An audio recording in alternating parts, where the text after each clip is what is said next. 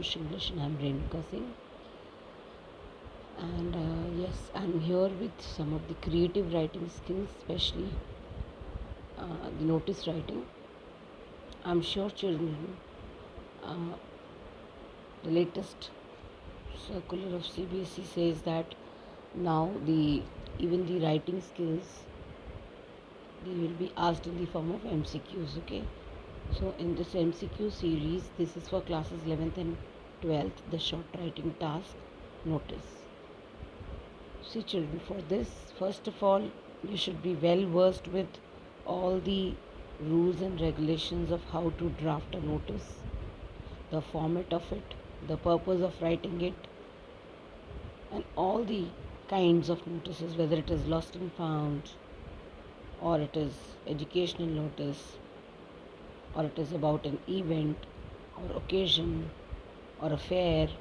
So you should know notice in proper format. So for that I've already made and uploaded one video. Please go and watch it. But this is under MCQ series. I'm going to discuss creative writing skill. Let us begin with the first question. The question can be, what is the word limit of a notice for either class 11th or 12th? So I'm sure everybody knows this answer. The answer is 50 words, no doubt at all. So some of the answers would be very easy. Now let us go ahead. Which of the following is the type of a notice? हमने बहुत सारे type किए हैं. अगर आपको ध्यान हो बच्चों तो ये कंफ्यूज करने के लिए, क्योंकि कुछ सिमिलैरिटी है नोटिस और एडवर्टीजमेंट में, इजंट इट? थोड़ी बहुत सिमिलैरिटी है, कॉलम्स के नाम सेम है एंड एडवर्टीजमेंट. ओके, तो groom wanted, bride wanted and situation wanted, ये तीनों तो एडवर्टीजमेंट है. ये तो एलिमिनेट हो गए, आंसर हो ही नहीं सकता. लॉस्ट एंड फाउंड भी एडवर्टीजमेंट है, लेकिन लॉस्ट एंड फाउंड नोटिस भी होता है. ठीक है, और बहुत डिटेल में पढ़ना हो आपको तो आप प्लेलिस्ट में जा कर के नोटिस राइटिंग चेक करो, आपको समझ में आ जाएगा. Okay, now moving on to the third question. Notice is you have to be very alert children. These kind of questions have never been asked, so this is something new for you. एक assertion और reasoning introduce करने की कोशिश की गई है. So let अस सी, notice क्या होता है. नोटिस एक किस्म का लेटर है, नोटिस एक किस्म का रिपोर्ट है, या नोटिस एक किस्म का आर्टिकल है. Whether it is letter, report और आर्टिकल. अब एलिमिनेट करते हैं. लेटर तो बिल्कुल नहीं है, रिपोर्ट भी नहीं है और आर्टिकल नहीं है, तो ऑब्वियसली आंसर तो नन ऑफ दीज होगा. ठीक है, अब मैं आपको डिफ्रेंशिएट करना सिखाती हूँ, एनालाइज करना. अगर नोटिस ये तीनों नहीं है तो नोटिस क्या है, सवाल ये उठता है. और अगर आपने डेफिनेशन अच्छे से जानते हैं आप, तो notice is an information which is to be drafted publicly, which can be displayed either on notice board or elsewhere. It is just a piece of information, isn't it? और जब भी ऐसी इन्फॉर्मेशन होती है और उसके बारे में जानकारी होती है, वो हम बहुत ही शॉर्ट, उसको हम शॉर्ट राइटिंग टास्क बोलते हैं. ठीक है ना, और वो 50 वर्ड्स में होती है, जबकि इन तीनों की वर्ड लिमिट, लेटर, रिपोर्ट और आर्टिकल की word limit, it's more than 120. Got it? So this is the way how you have to analyze. Fourth question, the heading and subject of a notice. I never use the word subject for notice because subject मुझे लगता है letter में होता है, तो मैं बच्चों को अक्सर बोलती हूँ ये वर्ड ना यूज़ करें, हेडिंग ही यूज़ करो. ठीक है, हेडिंग या टाइटल. तो I will not go with this. So the heading of a notice should not be there, should be brief and catchy, should be a long tail keyword, और none of these. तो obviously long tail keyword तो बिल्कुल नहीं होगा, एक लंबा चौड़ा heading नहीं देना चाहिए। ब्रीफ एंड कैची कुछ हद तक कंसिडर कर सकते हैं हम। नॉट टू बी देयर ऐसा नहीं है, बिल्कुल नोटिस में हेडिंग बहुत ज़रूरी है, तो ये भी गया। और ऑब्वियसली इनमें से ये नहीं है तो ये भी है, तो correct answer is B. Okay, तो ऐसे आप बहुत ध्यान से इस चीज़ को एनालाइज करेंगे। अब हम आते हैं, where is the salutation placed in a notice. तो जब आप रूल्स पढ़ रहे हैं बच्चों, तो आपको याद होगा बहुत अच्छे से कि सैल्यूटेशन क्या होता है। सैल्यूटेशन क्या होता है बच्चों? चलो कमेंट में ज़रूर लिखना। सैल्यूटेशन होता है जैसे हम लेटर में लिखते हैं डियर सर, ठीक है। और मैं अक्सर देखती भी हूँ, बच्चों के लिए लिखा भी जाता है डियर स्टूडेंट्स, ठीक है। कुछ नोटिस में हम भी पहले बताते थे, लेकिन अब बिल्कुल क्लियर हो जाओ कि जब आप नोटिस लिखते हो, जैसे ये बॉक्स बनाया आपने, ओके, देखिए मैं आपको एक्सप्लेन करने की कोशिश करती हूँ। ये बॉक्स बनाया आपने, यहाँ लिखा आपने नोटिस वर्ड, यहाँ लिखा स्कूल का नाम, यहाँ दे दी हेडिंग, तो कई बार यहाँ लिखा डेट, तो कई बार हम यहाँ सैल्यूटेशन लिख देते हैं डियर टीचर्स, अगर वो स्पेसिफिकली टीचर्स के लिए हो तो, ठीक है, या dear students.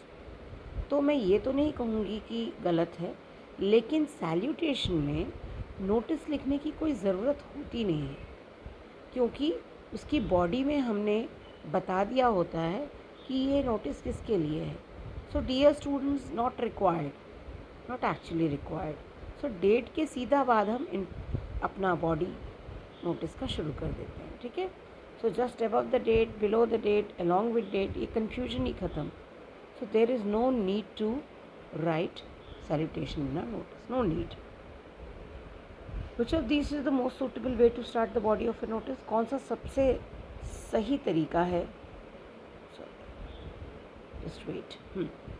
Notice body start करने का, नोटिस के बॉडी को स्टार्ट करने का through the columns of not at all, ये तो लेटर की शुरुआत है। दिस इज़ टू इन्फॉर्म, बिल्कुल। दिस इज़ टू थ्रेटन, बिल्कुल नहीं। Being a regular reader of your newspaper, बिल्कुल नहीं। ये तो दोनों लेटर की ड्राफ्टिंग हो गई भाई, ये लेटर टू एडिटर की हो गई,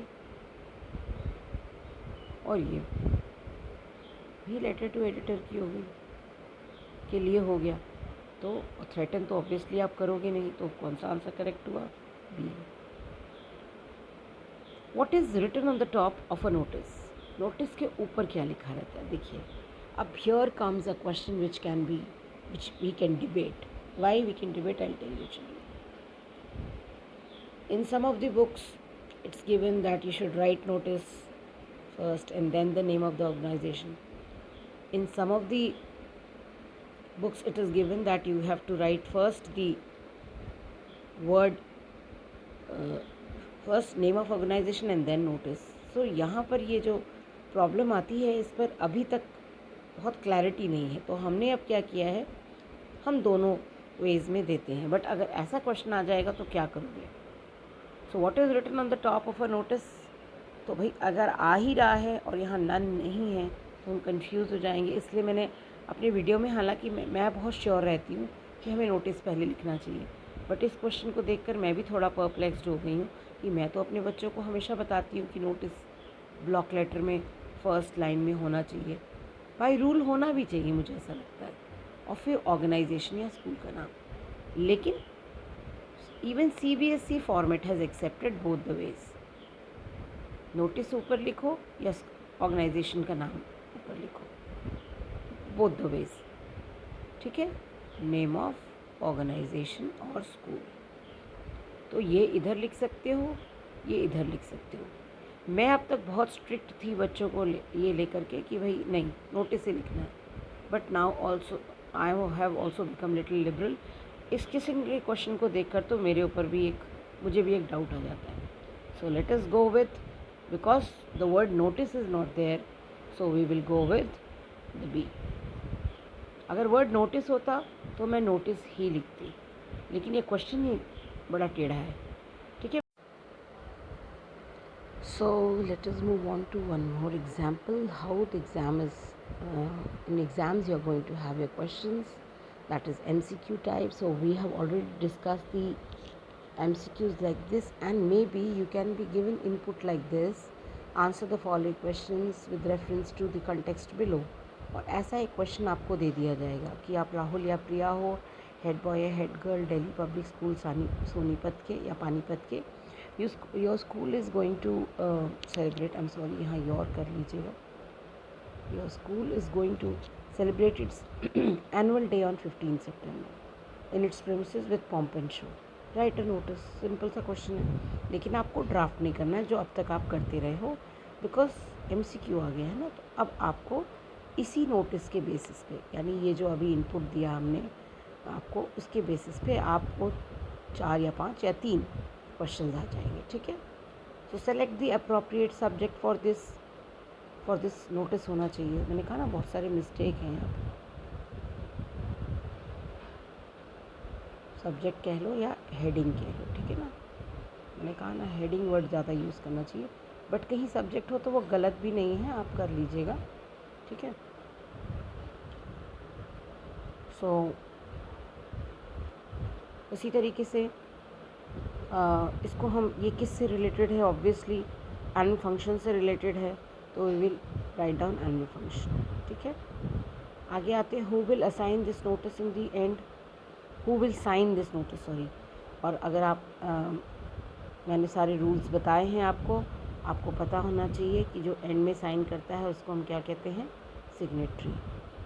और अगर वो बॉडी है, पूरी एक टीम है, तो उसको हम कहते हैं इशूइंग अथॉरिटी, ठीक है, IA issuing authority.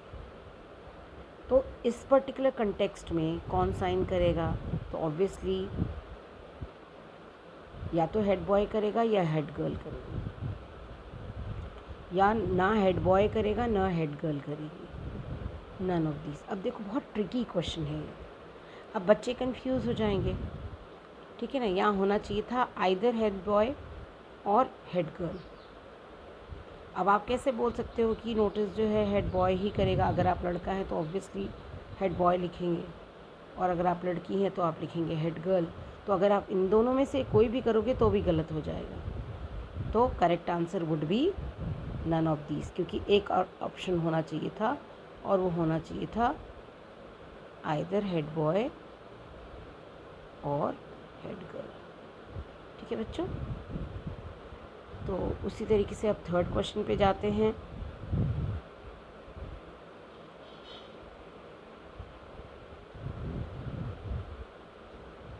What information will be provided to the readers through this notice? तो इस पर्टिकुलर नोटिस से क्या इन्फॉर्मेशन प्रोवाइड की जा रही है कि एरिया कितना है स्कूल प्रीमिसेस का, no. Number of faculty members कितने हैं, no. When and where annual function will be celebrated, yes, ठीक है। तो नन ऑफ दीज तो ऑटोमेटिकली ख़त्म हो गया, समझ में आया। So the correct answer is when and where. अब आते हैं इसी पर बेस्ड नेक्स्ट क्वेश्चन पर, will this notice be put in a box, क्या इस नोटिस को हमें बॉक्स में रखना है। स्टूडेंट्स चॉइस, बिल्कुल नहीं। जब ये कट गया तो नन ऑफ दीज तो अभी चलो कंसिडर करते हैं, हो सकता है इन तीनों में से कोई भी आंसर ना हो। Will the notice be put in a box, without doubt it goes yes. ये गलत, ये गलत, ये गलत। Correct answer is A. अब आते हैं लास्ट क्वेश्चन पे, how will the name of the students be written, name of the institutions be written, sorry, how will the name of the institution be written. अब देखो कितना confusing है बच्चों, ये साइकोलॉजिकल प्रेशर है आपके ऊपर, अगर आप बहुत ध्यान से नहीं करेंगे तो गड़बड़ी कर देंगे। और सबसे बड़ी बात कि आपके पास टाइम भी कम रहेगा, एक क्वेश्चन पे मे बी शायद 1 मिनट या 1.5 मिनट, इससे ज़्यादा नहीं मिलेगा आपको, तो बहुत ध्यान देना है। अब ये स्मॉल है, स्मॉल है, स्मॉल है, स्मॉल है, गया, ये स्मॉल, ये कैपिटल, गया, capital capital capital capital, correct, ठीक है। तो इस तरीके से आपको ध्यान देना है और एनालाइज करना है। आई एम श्योर चिल्ड्रन आपको ये वीडियो बहुत पसंद आएगा, और आप वाकई चाहते हो कि ऐसे और वीडियोस में डालूं, तो please write in comment box, and yes don't forget to share your suggestions. Bye bye. God bless you all. Keep watching.